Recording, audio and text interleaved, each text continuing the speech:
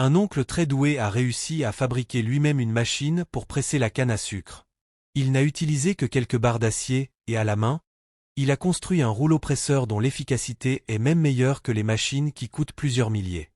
D'abord, il coupe un tube d'amortisseur de moto et un petit tube en fer, puis il les assemble avec deux axes. Autour, il place une rangée de barres en acier et les attache pour pouvoir les souder. Une fois les deux extrémités soudées, il enlève l'axe du milieu et soude chaque espace à l'intérieur pour que tout soit bien solide. Il fabrique deux pièces identiques. Ensuite, il ponce l'intérieur du cylindre pour pouvoir y installer un axe. Cet axe doit être bien soudé pour qu'il ne bouge plus. Après installation, il soude l'intérieur pour renforcer.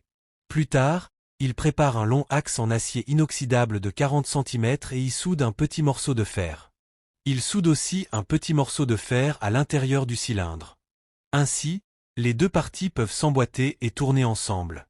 Ensuite, il retourne le tout, remplit l'intérieur avec de petites branches, puis installe un autre axe pour former une roue.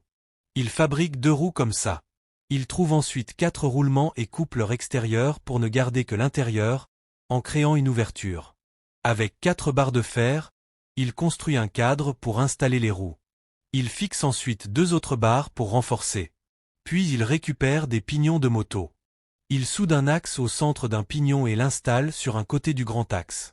Il ajoute 2 plaques métalliques pour créer l'espace nécessaire, puis soude le tout. De l'autre côté, il faut 2 pignons qui tournent ensemble. Il soude d'abord 2 axes, trace des repères, puis soude des bandes de métal pour créer un pignon fait maison. Pour lui, ce n'est qu'un jeu d'enfant. En peu de temps, les 2 pignons sont fabriqués. Si tu aimes mes contenus, abonne-toi pour me soutenir. Il installe les pignons sur l'autre côté du grand axe et les soude. Il teste, tout tourne parfaitement. Ensuite, il soude un autre axe au centre d'un grand pignon pour la vitesse. Pour le petit pignon, il utilise directement un pignon de chaîne de moto. Il ponce le bout de l'axe pour faire des rainures afin que le pignon s'y fixe. Puis il fabrique un support avec des tubes en fer rond. Il installe les axes sur le grand axe et les soude au cadre. Une fois fixés, il ajoute un petit cadre triangulaire devant pour installer l'axe du pignon de vitesse.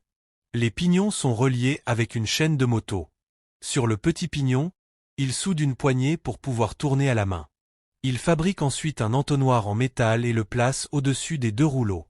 Pour éviter la rouille, il peint toute la machine avec une peinture écologique.